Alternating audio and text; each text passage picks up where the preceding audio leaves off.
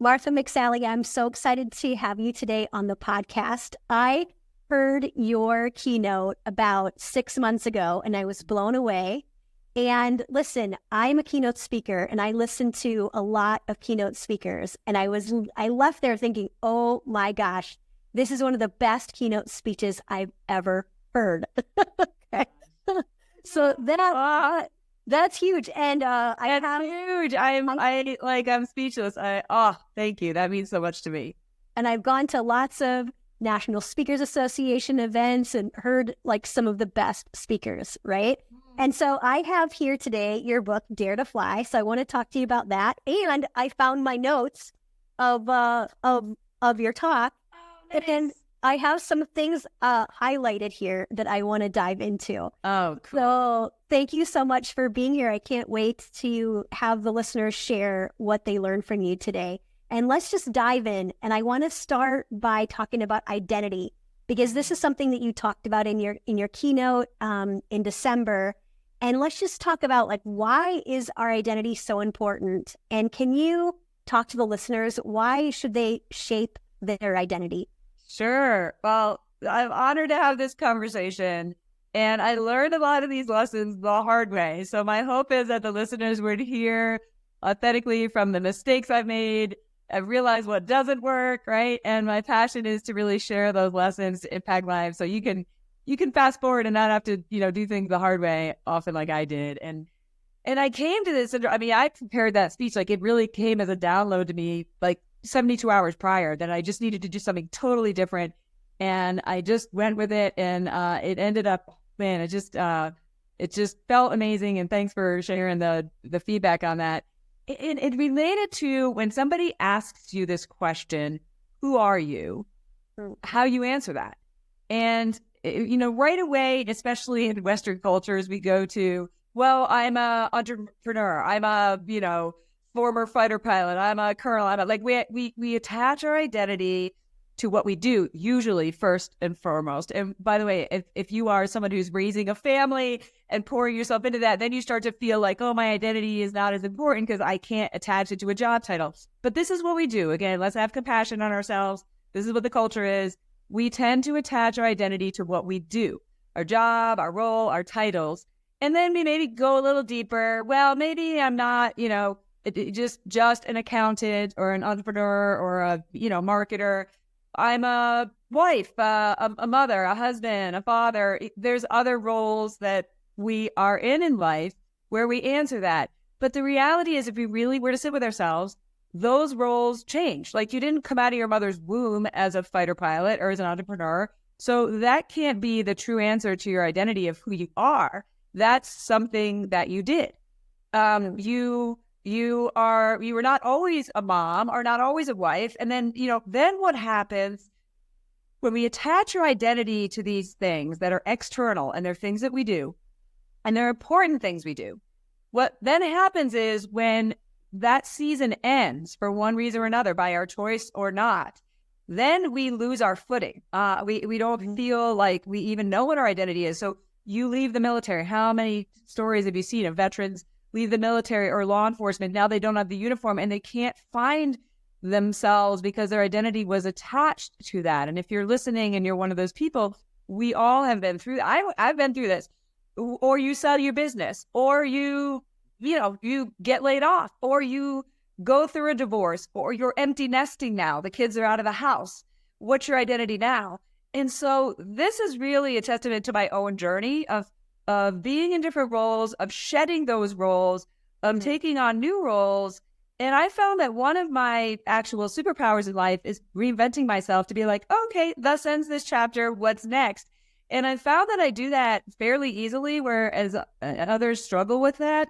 I was like yelling at the TV and then decided to, run for office. Next thing you know, I'm a United States Senator. It's a crazy long story about how that all happened. And then that chapter ended. And literally, I've not been back to DC, unlike many other people, because it's like, well, that chapter's over. And the day that I realized that I was not going to win that election, which came with a lot of grief. I was feeling disappointment in the moment, a lot of grief, a lot of like, oh my God, I poured myself into serving and we're coming up short.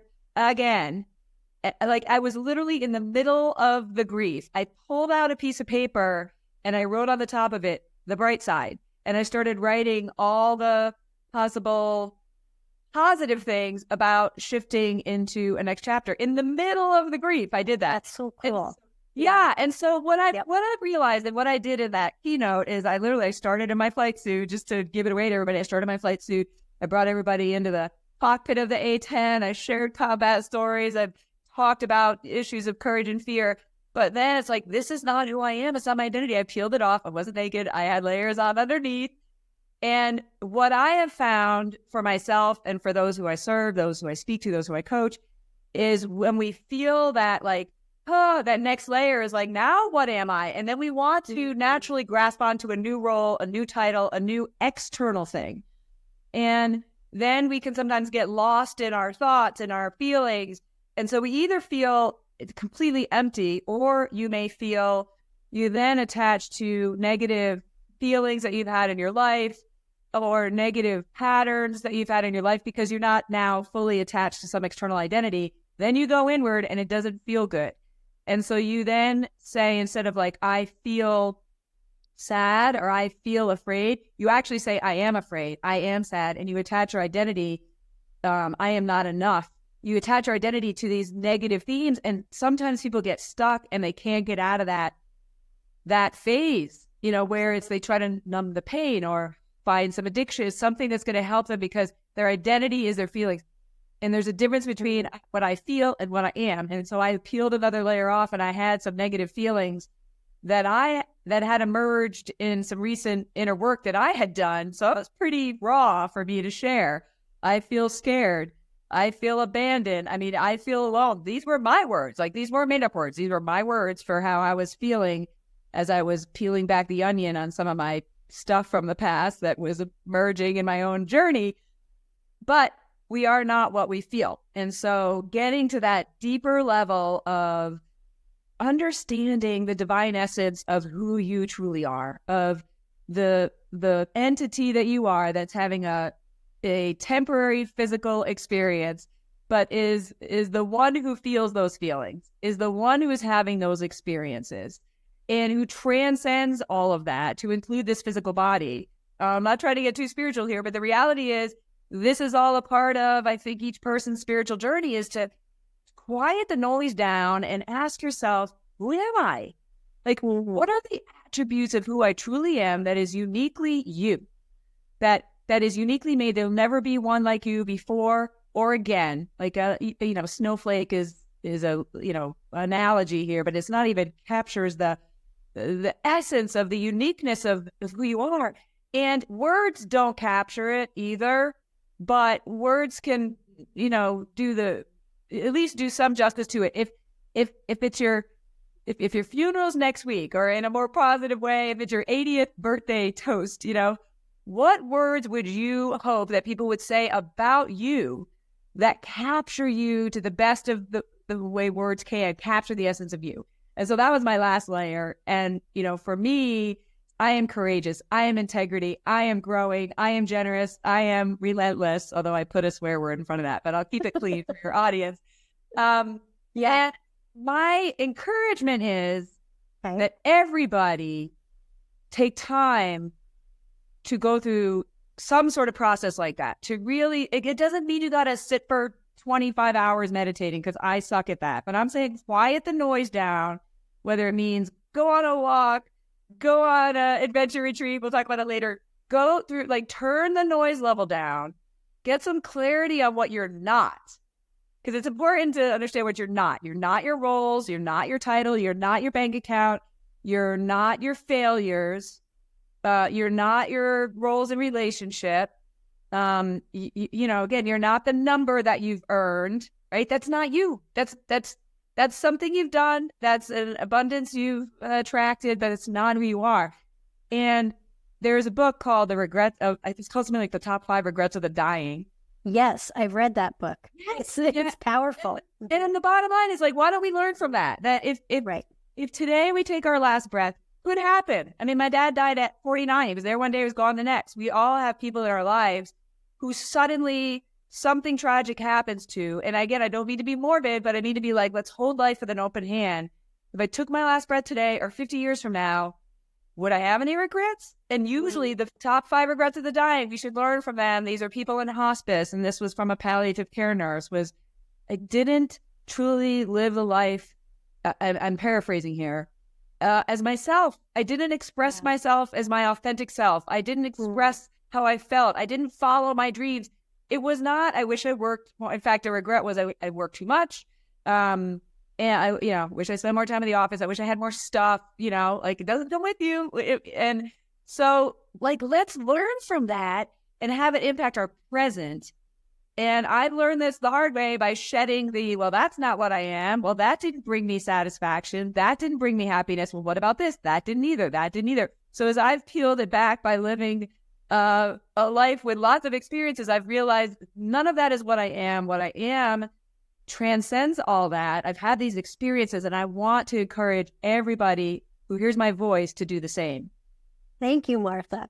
Oh, there's so many things that I could follow up on related to that. But I think if I could summarize it, it's like you're not your role, you're not your failures, you're not your bank account, and you can intentionally create your identity. And one of the things you had us do while you were talking is, and I have my little sheet here, where you had us write out, you had like 12 spaces or so that we could use, actually 12.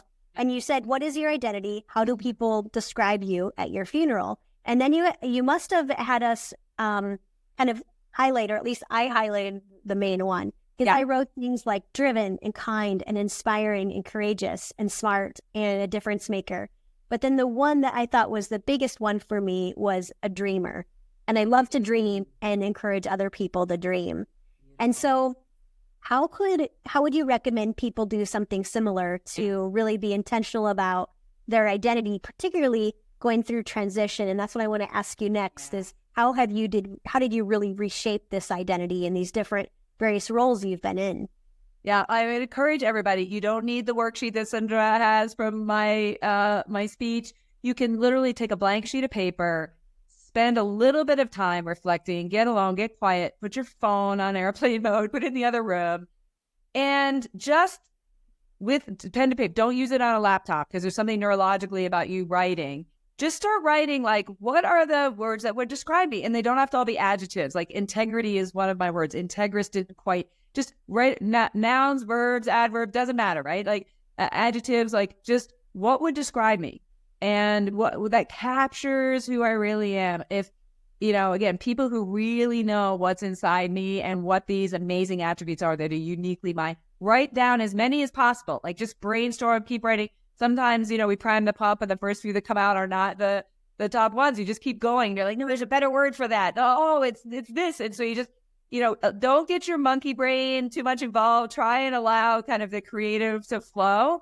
So make sure you're in a space beforehand, go for a walk or do some breath work or something where you're just like, you can center yourself, whatever practice you may have to do that, even just taking a few deep breaths, kind of centering yourself, and then just write.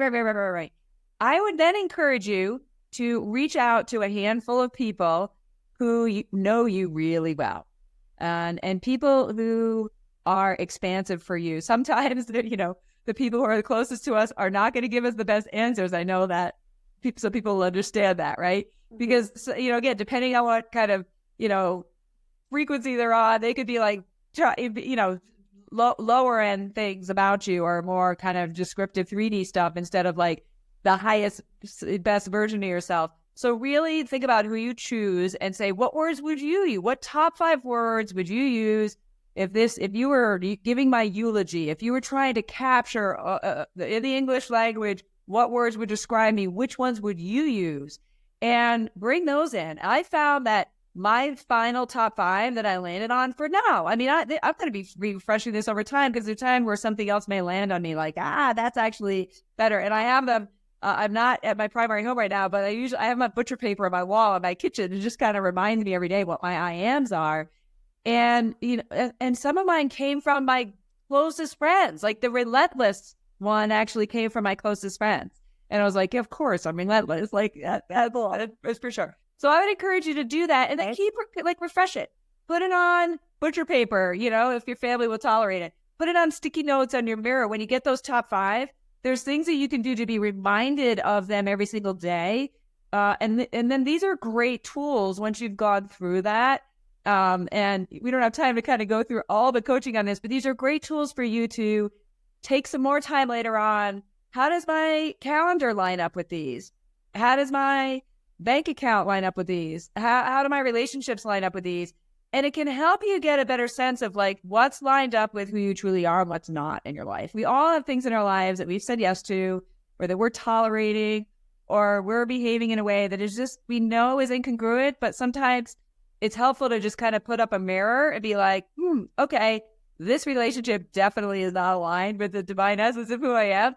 And you can get greater clarity on like, okay, how do I lovingly retire this person from this role in my life that I've had them in, as an example, or as new decisions come up, new opportunities come up.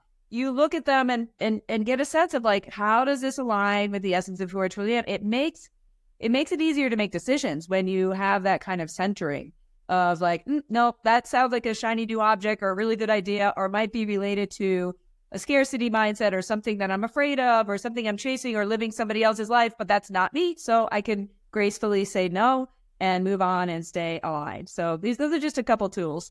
Thank you. Thanks for suggesting that. And I know people will do it, right? As they're listening. And I'm curious about your own identity, right? And you were just saying that, when you weren't elected to Senate, you were thinking about the bright side and you were thinking about what's next right after that. And I think about all the different various sort of badass roles you've been in. That's what I'm going to say. Being in the Air Force and being a fighter pilot and then a U.S. Senator. Tell us about, you mentioned to me that this is now Martha 3.0. I don't know if that's what you'd still say, but tell us about how your identity has changed. Yeah. And then what did you learn from how your identity changed and that we can use in our own lives? Yeah. So I have been using Martha 3.0 to describe the season that I've been in for the last few years. Truly, if I think about it, I'm probably more like in Martha 4.5-ish or so, right? Because when I created the 3.0, I wasn't even counting the first 18 years of life, which are very formative for all of us. I was counting sort of my adult life. 1.0 was 26 years in the Air Force, flying fighter jets. 2.0 was 9 years of political combat and serving people in a different place I deployed that's quite dysfunctional in Washington, D.C. And 3.0 is the phase I'm in after that, where it's about taking all these lessons that I've learned and impacting people through my books, through speaking, through coaching, through retreats, to help them on their journey. And there's other elements in there, like even between, when I think about it, when I left the military, I was actually a professor for a year and a half at a place called the Marshall Center over in the German Alps. And so what is that? Was that like, 1.5 or whatever? So, but the point is, I have found that even when I didn't understand the deeper lessons that I've learned, because I'm in a growth mindset, so I subscribe to the quote, I can't remember who said it, but it's somebody else that said, if you're not embarrassed by who you were a year ago, you're not growing enough.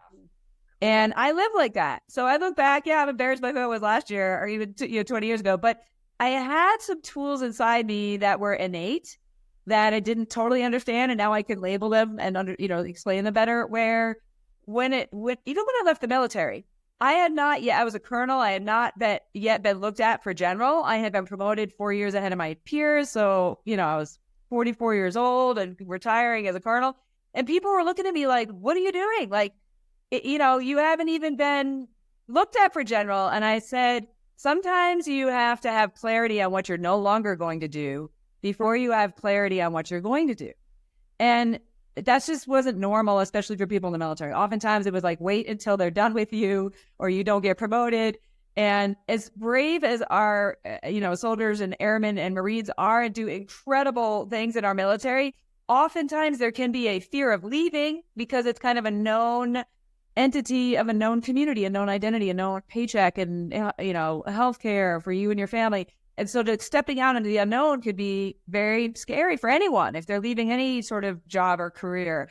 And I just felt like, and they often wait for some other job offer to step away or when clearly you're being pushed out. And I just operated differently. I was like, I centered myself. I wouldn't even use those terms at the time. It's just like, well, I'm just no longer going to do this. I'm grateful for this incredible season that I've had in my life, but I'm stepping away now. And I didn't have clarity on what I was stepping into, which was scary. It really was scary. So I don't want to undermine the fear that comes with that. I felt afraid doing that, like financially, like, well, how's it all going to work? And what am I going to do next? But there's an Indiana Jones movie, I can't remember which one, where he has to step out in order for the next step to appear. So he has to step out in the fear, and then the next step appears. And I talk about, I have a chapter in my book on this. You have to choose to do things afraid. Courage is not the absence of fear. It's the courage to do things afraid in the midst of the fear. Dan Sullivan is an entrepreneurial coach, and he talks about this drill sergeant when he was going through training who said, courage is doing what you need to do with wet pants. Fear is having wet pants. Courage is doing what you need to do with wet pants. So I stepped out from the known to the unknown it didn't wet my pants, but I felt afraid about what was going to come next. I really had no understanding of what that was, but I knew what it wasn't. And so I stepped out, not really knowing what the future financial situation was going to be, or purpose or calling. I literally rented a chalet in the Swiss Alps for 60 days because I was so exhausted from, your listeners are high-performing people, right? Absolutely. We can keep going and going and going, even when our body is telling us, like, you're exhausted. And it isn't until you actually slow down that you realize how exhausted you were. And so but I knew I had this space. I had some vacation time, that was accumulated. And I just went, I was like, I'm going to get away in the mountains. For me, getting out of nature is a place to just get clarity and get rest. And I didn't realize how tired I was until I got there. And what emerged in that space was this opportunity to go be a professor of national security studies at the Marshall Center in the German Alps, where I was like, still, I was pouring in with purpose from my experiences. I was paragliding at lunch. I was able to, much less intensive schedule than as a colonel. I was able to kind of rebalance my nervous system. I wouldn't have called it that at the time, but I didn't see that opportunity, and it didn't present itself until I walked away from the other. So I would encourage you, if you are in transition, whether you chose it or you didn't, whether you are dissatisfied with what you're doing and you want transition, or you're kind of being pushed into transition, fear is normal. Okay. So don't beat yourself up for being afraid, for feeling afraid. It's okay to feel afraid. It protects us. It's part of our kind of evolution. Our amygdala is looking for things that are changing and checking to see if there's saber-toothed tigers out there. And so fear is understandable. But usually whenever we're afraid of something, it's the very thing we need to step into, right? It's the very thing we need to do. So make the decision with wet pants to do things afraid, right? But you've got to create the space for clarity, whatever that means for you, whether it's, whatever practices you may have or not have. Go get a massage every day. Joe Polish, our friend, says, get a massage every day for 30 days. Get out in nature. Go separate yourself somehow to turn the noise level down. Get yourself some rest so that you can gain some clarity as to what your next act is, who you really are, and take some inspired action to move towards that. You don't have to have it all figured out. You don't have to have the whole battle plan, the whole, business plan figured out. You've just got to center on what your future self might look like, what the vision of that might be, and then you've got to take the plane off towards the destination. Just get going. You can't fly if you're taxiing around on the ground. You've got to take off. Now, if I take off from Arizona, I got to have some direction on, I'm either going towards New York or California. Now, I can turn around if I get some inspired action somewhere in the middle, but you got to take off in order to make course corrections. So I just encourage anybody in transition. It's okay to be afraid. Do things afraid. Create the space for yourself, whatever that works for you, to connect to who you really are and take some inspired action and move towards your future self. It's going to be amazing. Thank you, Martha. I'm ready. I'm inspired listening to you. And I appreciate what you said is that you have to step out into the fear to know what the next steps are. And I know you've talked about how fear is the number one thing that holds us back. And you have this tool called Drop the Drag. How does that fit in here? And how can we, because that, as I'm listening to you, I'm like, yeah, there are some things that I'm scared of, but those are on my heart because I know that I have to step into them. And they keep on coming up for me because I know that's my calling, right? And so we all experience fear. How can, and I love the acronym for fear, false evidence appearing real. It's not my acronym, but it's true. It's like just appearing real. Tell us a bit about your Drop the Drag exercise and how we might use it to move past our fear. That's awesome. Thanks, Sanjo. So if you think about it, all we have is the present, right? It's truly all we have is here. All we have is now. All you have is you. That's the reality. Everything we experience happens in the present. But where we trip ourselves up is we're either haven't unpacked some things we've been through in the past, whether that's Gabor Mate is a expert on trauma and addiction. He calls big T trauma or little t trauma, things we've been through in our life, either extreme, and I've shared, I lost my dad at 12. I was then abused by my track coach. I've survived sexual assault. Like, I've got my own, and it's not as big as a lot of other people have had, but I've got my own big T and little t. And oftentimes we and I did this, we squish it down we just try to, it didn't really happen, or I'm going to disconnect from the wounds or the feelings related to it. And it's just easier to keep it in the dark.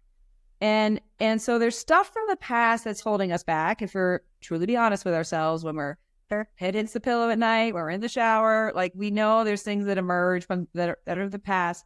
And then if you think about it, fear is future facing, right? Yes. So regret or anger or unforgiveness or bitterness or shame, that's all past facing. That's stuff that I experienced that I haven't fully healed from.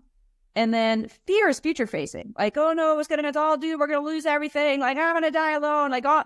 All the things that happen. So they're all future facing.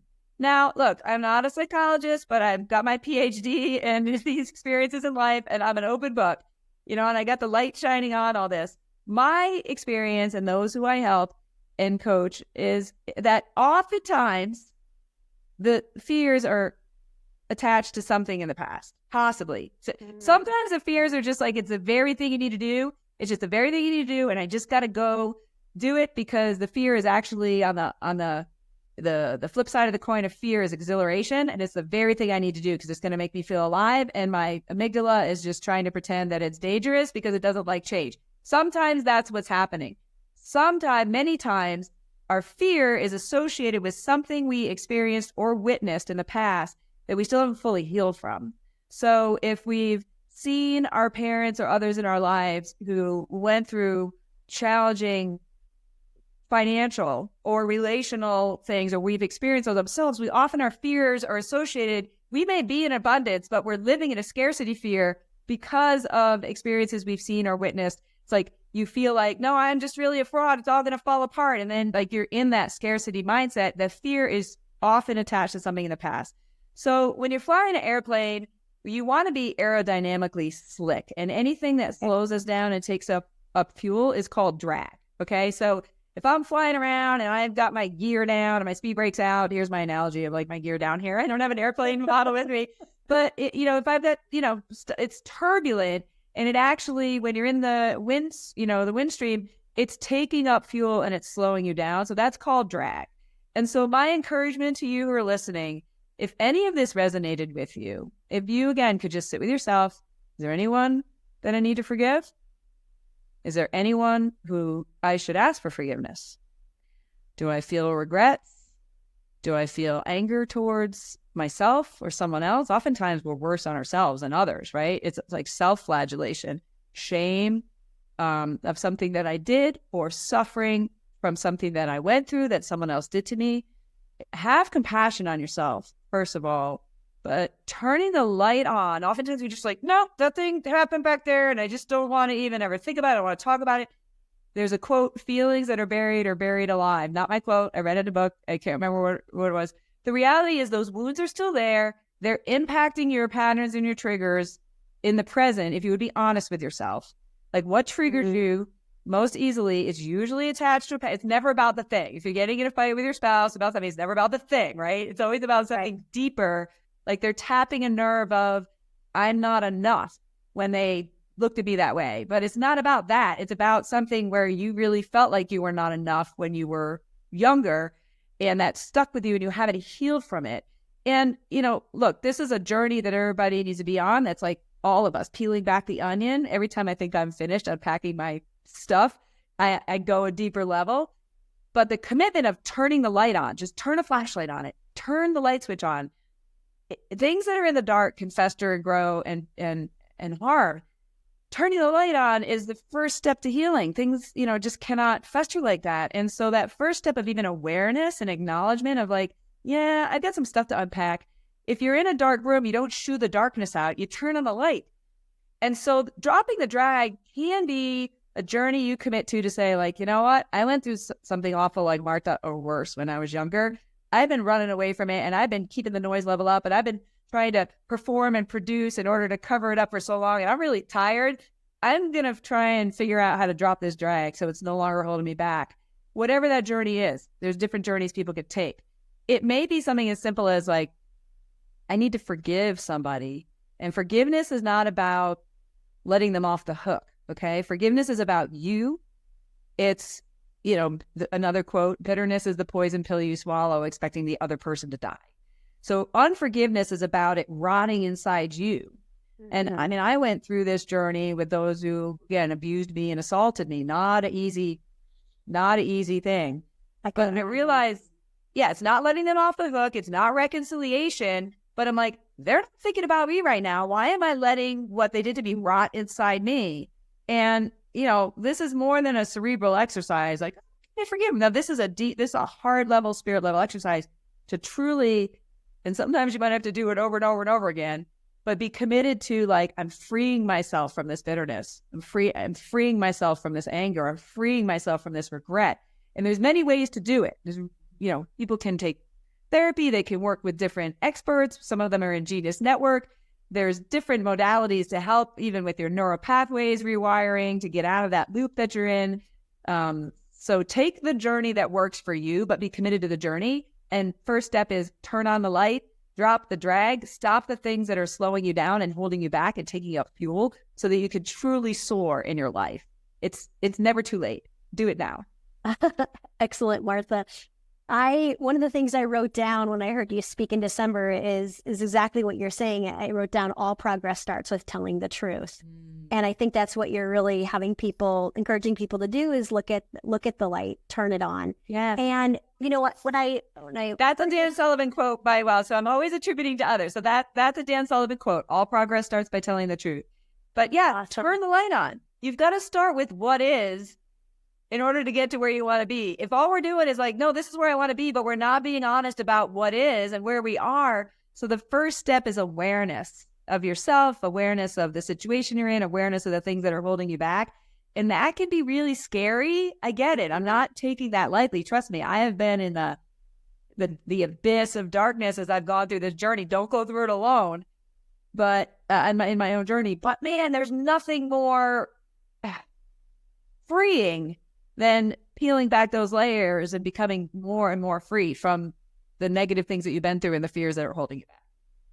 Well, and I think about all the things you overcome, right? And I want to ask you about a few of those things because when people hear about it, when I heard about it, when you told us about it, right, I'm like, wow, well, if Martha got through that, I can get through this. And here's just a few examples. You've already said, your father died when you were younger. You were sexually assaulted in high school by a coach. And even recently, you were attacked in Iowa when you were running. This happened, in November? Yes. And you were out running before you gave a speech, and then you were attacked, right? And it was so empowering to hear how you fought back. And especially as a woman who runs every day. And literally this weekend, I was running. My parents live in Omaha. And I was running near where you were. And I was on the trail. And I didn't even think twice, right? And so, so many questions I could ask you about that. Well, first, maybe let's talk about the attack in November. How did you instantly decide to, fight back and not just let the attacker, just get the best of you? Well, that was a very crazy situation, as you would describe. I mean, I was literally just out running. I was ironically lightly listening to the book Untethered Soul, which is this beautiful spiritual book. I mean, so I was just in this beautiful place. Again, I wasn't completely distracted, but I was in a beautiful place, in a very safe place in the middle of the day. At 11 a.m. 11 a.m. And we now know, we didn't know this at the time, that I was crossing the bridge from Nebraska to Iowa, and that the man who attacked me passed me on the bridge, turned around. They now see this on camera after the fact, pulled a stocking cap out of his pocket, put it on, and then started following me, not directly behind me. I went down towards the river on the path. He kind of parallel stalked me until he felt like it was about a mile. And then he jumped me from behind. And I mean, it was, I don't know how to describe. I mean, it was shot. He jumped me from behind. He literally was fondling and sexually assaulted me, grabbing me at every part of my body. And I didn't make a decision, Sandra. I mean, I just, in the moment, and this came from all the work I did between when I was first abused by a coach until now. My reaction, which your fight, flight, or freeze, but my reaction, which wasn't a decision, was like, I mean, I'm not going to start. Can I swear on your podcast? Sure, go ahead. If you're listening with kids, turn it off. Okay, I won't swear. I was like, I just like, literally my reaction was like, and it's not funny, but I was like, this is not effing happening today. Like, it is not happening to me today. And it is, and you are not getting away with this. Like, those are the things that happen in my soul, was like, this is not happening to me today, and you are not getting away with this. And so that, caused me to respond by fighting him off. And then when I was able to fight him off and get free from him, he started running. Talk about a jujitsu move where I took the attacker's energy and my fear. I was afraid, to be clear. I was petrified in this moment, but somehow I was able to turn the energy into like, he's now afraid of me. Wow. And I would not advise this. Again, this was just a reaction. I was so like, you are not getting away with this. I started chasing him. And I would not advise this. I am not necessarily, people are like, oh, you're a badass. But like, I was safe and I should have disengaged, but instead I was so focused on you're going to get caught, like you're not going to hurt anybody else, that I started chasing him while I was on the phone with 911, right? So I'm like, my mindset was not, I'm going to catch you. My mindset was, I'm going to keep you in my sight until they come and get you, because we can't have this happen. I mean, that sounds so logical. It wasn't at the time, but it was just like, I was just so committed to not letting him get away with it. So they did catch him, and, we're going through the judicial process now to be held accountable. I was in a, obvious, like, sympathetic state. I now understand more about this. My nervous system was high alert. I was literally in a fight, flight, or freeze. I was just like, and once I talked to the police and I got back to my hotel safely, I was speaking that night and then speaking the next day on how to live and lead with a brave heart, like literally how to live with courage and with heart. And I got back to my hotel room and I just took out my phone and I just wanted to capture what happened and just kind of be able to, I don't know, as a video diary. And after I made the first little video, I was like, I'm trying to help people not live in fear. I'm just going to post this on social media and share. I was attacked this morning. I was sexually assaulted. I'm safe. I was in a heightened adrenaline state still, but I said, look, I'm committed to showing you real time. I'm committed to not having this trauma stuck in me.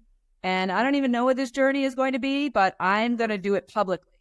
And I just declared it to the world. I wasn't even a fully consciously thought out decision, because I was still in this adrenaline state. And I decided to go give my speech that night. And I decided to give my speech the next night. Now, with a disclaimer, I got up on stage, I deleted all my slides, and I said, I'm here to talk to you about living with courage. Let me tell you how my day started today. Oh, and I said, look, I'm in a heightened adrenaline state. I have not yet processed all of this. And there will be a time for me to collapse into the parasympathetic here and process, but it's not now. So if I seem a little avatar-ish here, it's not because like that's the way I am, but it's where I am in this moment. And I'm just committed to doing this real time in front of everybody. And so I spent the next several days, every single day I did a video, and I reached out to different experts, and I'm like, okay, I have learned how to unpack the trauma that happened to me in the past, because I did not do that real time. I survived it, and I can share some of those tools I used, which served me until they didn't serve me. But this time I'm like, hey, I'm going to show how to process it real time, which means really feeling it, really owning it, really, all that I needed to do. I was in uncharted territory, real time, in my body, through my mind, body, spirit, and get it out of me. And so I did not have any remnants left. And I did that real time and shared videos every single day. I still have I feel like I have like a little mini book in me about the lessons I learned about all that. And I'm in a state now where I go out running. I mean, I definitely am a little more vigilant. I will say that. I probably had let my guard down a little bit too much, where I just feel like we live in a safe world and I just don't live in fear. I just don't live in fear. And I sort of normalized not living in fear. I'm now a little more vigilant. Like there's times where I'm like in a new place where I'm just like, I don't know what the environment's like. Maybe I'll take somebody walking with me or running with me. And not to be constrained by fear, but just to be a little more vigilant. But I feel like I'm definitely freed from it all. Like I'm in a healed place. Yeah. Not my experience from my assaults and abuse in the past, right? But I was like, no way I'm letting this get stuck in me. I had to do that in a latent time, like most of us do.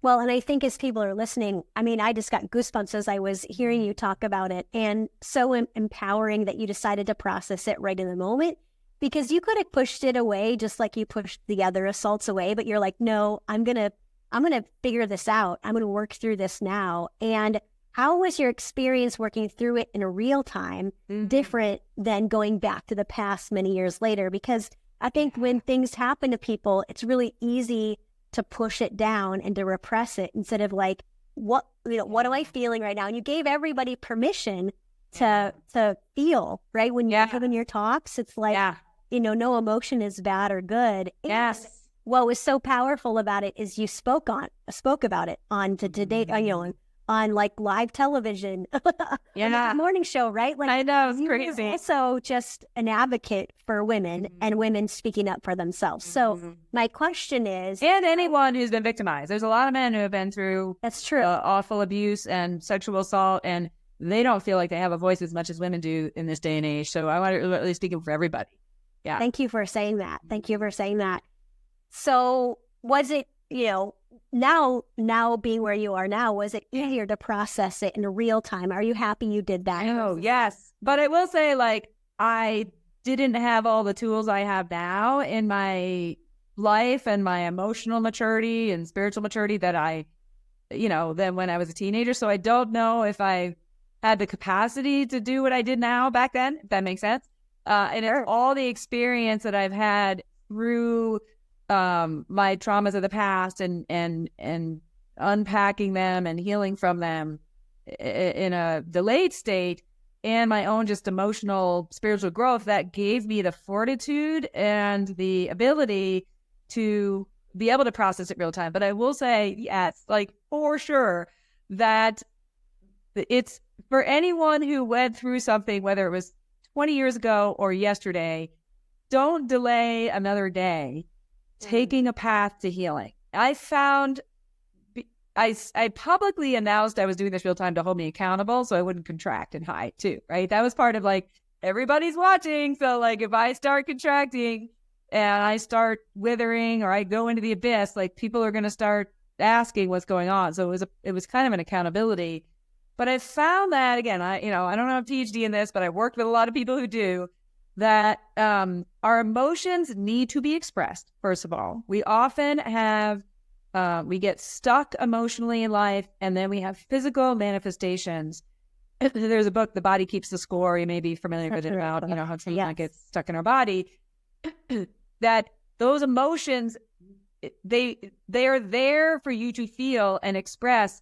And if expressed, they will pass through.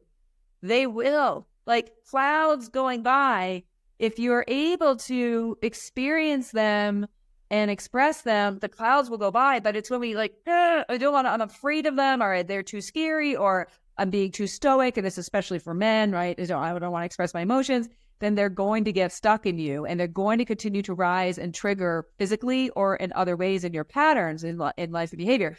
But if you are willing and courageous enough, because it takes courage, I feel scared, I feel ashamed, I feel alone, I feel whatever it is, like to be unapologetically expressing it, both verbally, like saying those words out loud, writing those words down, but actually like feeling it in your body, and even connecting in your body. Like, where am I feeling that? Like for me, I often feel it in the pit of my stomach. That's where I feel a lot of my negative emotions.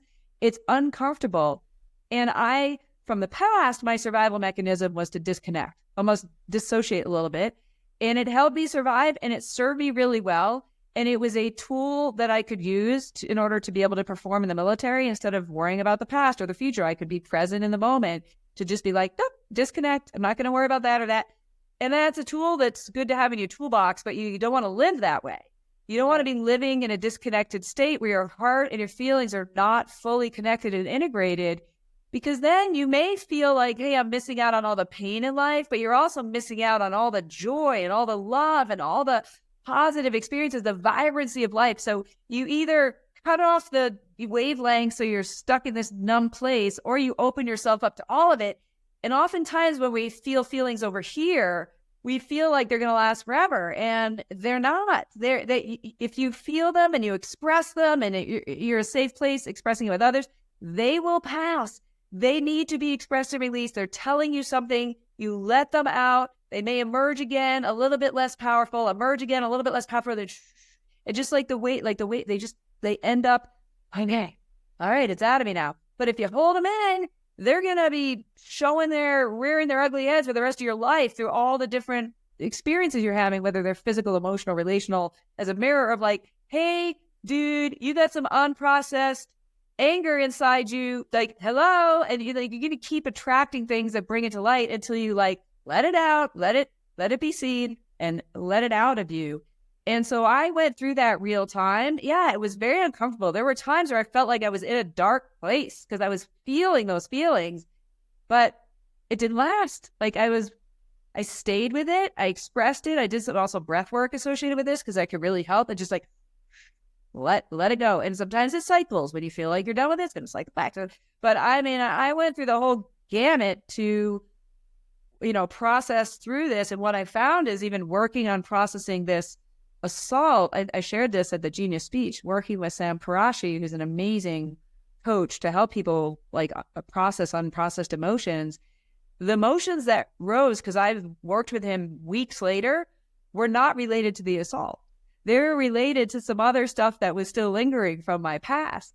And so I showed that processing in real time actually got it to flow through me and flow past me instead of getting stuck. And I would encourage anybody to do that, because it will get stuck in you and it will impact the quality of your life, and it's not worth it. Thank you. Thank you, Martha, for just explaining that, and also for the courage that you modeled to us in that moment. And as I think about, all the difficulties you went through kind of early in your life, and you still claimed that you wanted to be a fighter pilot, even though that women were not able to fly. Against the law. Against the law. Right? Yeah. So as people kind of think about that, like you chose to do something that was against the law at that moment. Yeah. What drove you to say, this is what I wanted? And how can you give people advice for kind of claiming what they want, even though maybe it hasn't been done before? Yeah, even if it feels impossible. For me, again, where I was in my own kind of maturity and evolution, it was because they told me that I couldn't because I was a girl. And so, I mean, oftentimes those aren't the purest of motivations. Sometimes we get stuck going down a path for many years because we're trying to prove somebody wrong. But for me, it actually was the fuel that I needed. It was like, don't tell me I can't fly a jet just because I'm a girl. Like, no way. So I just took my kind of rebellious attribute of who I am, and I channeled it into like, well, that's exactly what I'm going to do.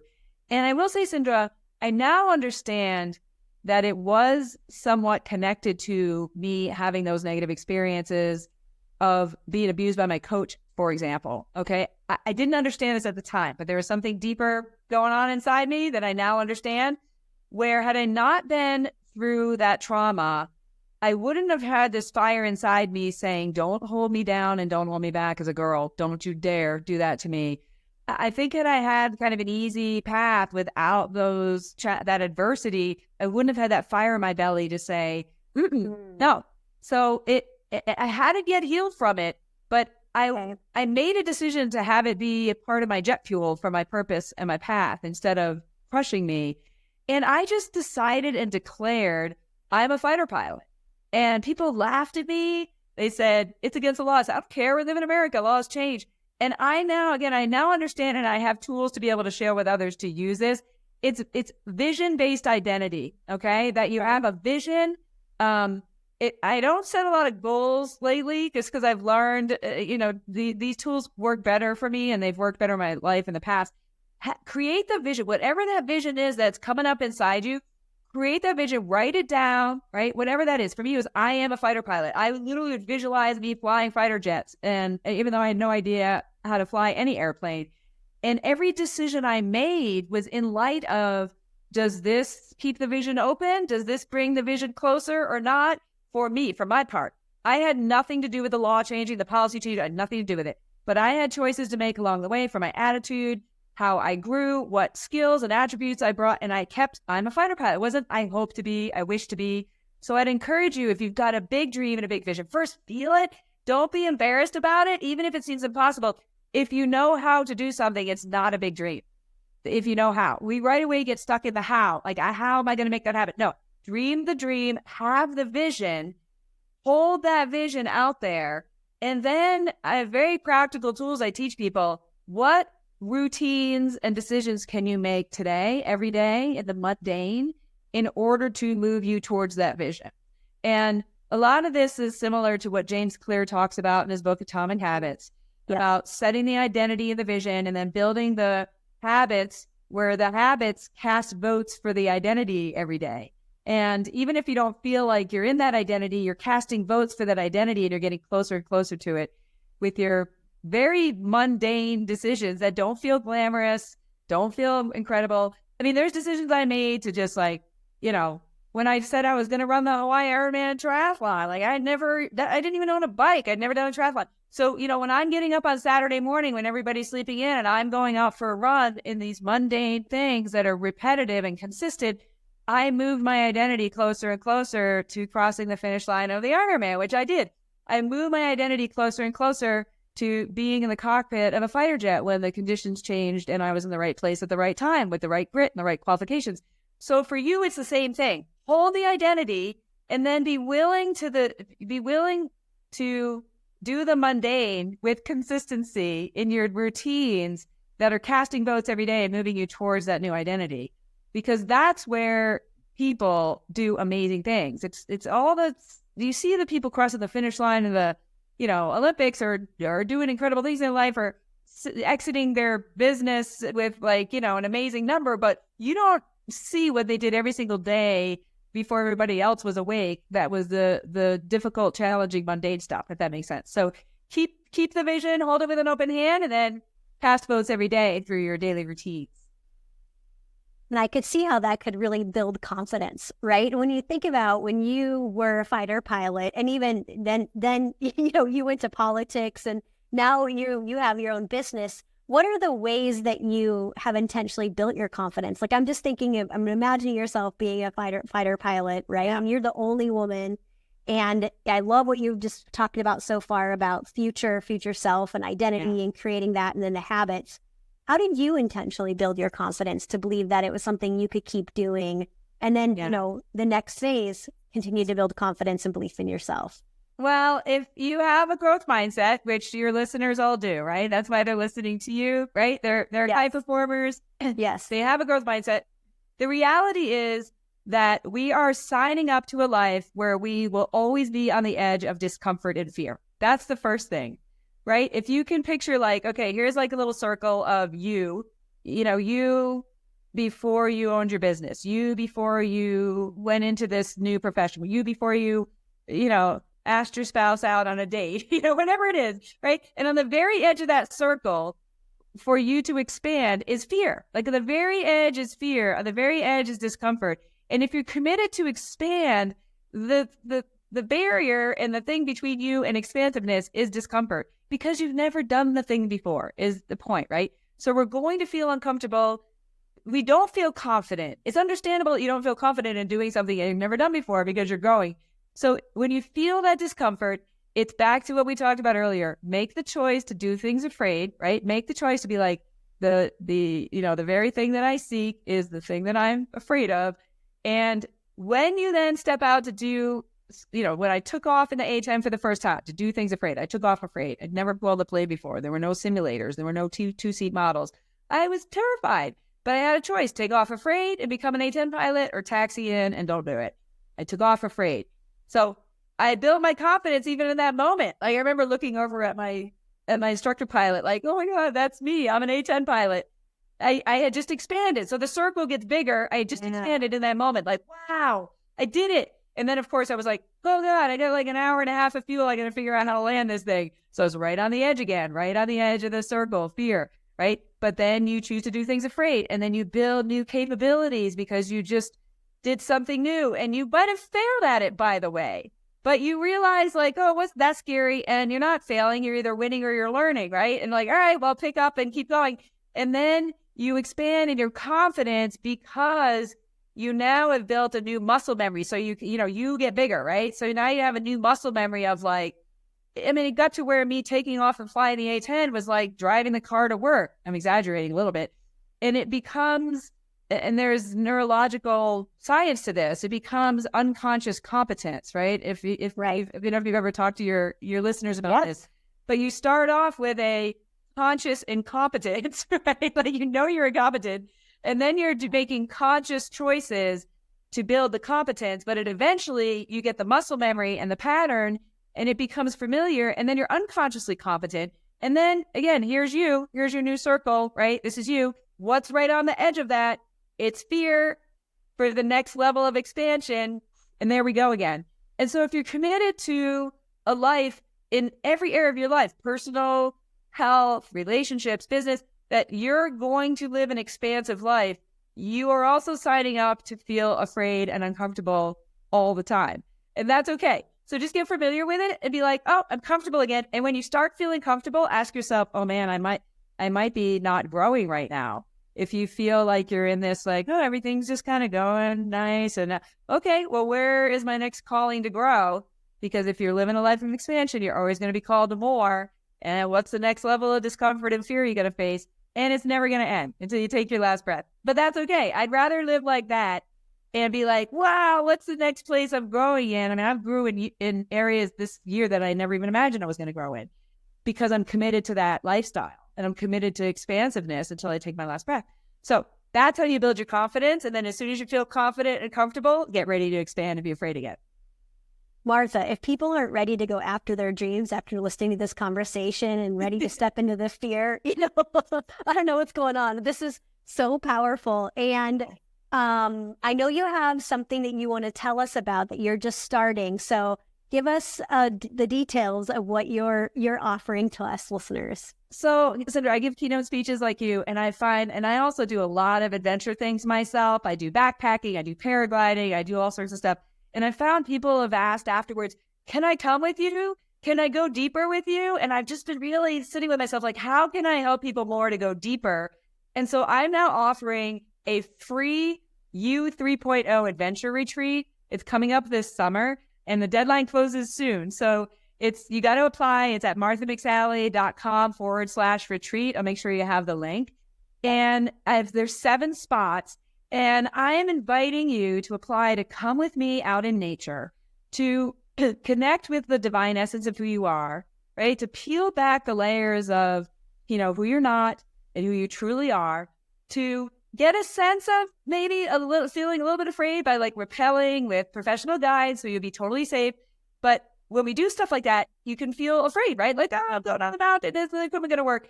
So we're going to do some activities that are outdoor, they're adventurous. that are a little bit of a portal to get into like, all right, let's around the campfire, maybe be willing to turn the light on some of our deeper fears that are holding us back. Some of the deeper things that I still need to drop the drag on.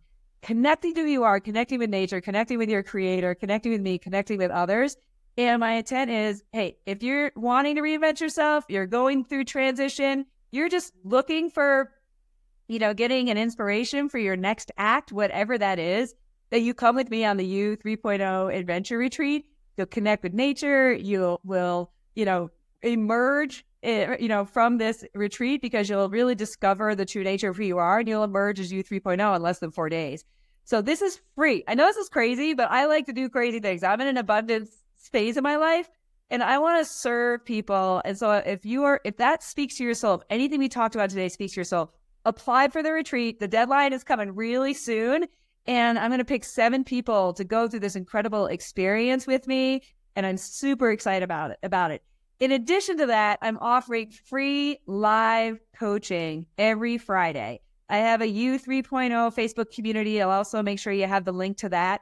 And I just started this. So my intent is just continue to offer free value to people, to share insights, and we each help each other. Like if you're growth minded and you're looking for like, I don't know, I'm dealing with something in my life or work or relationships or health.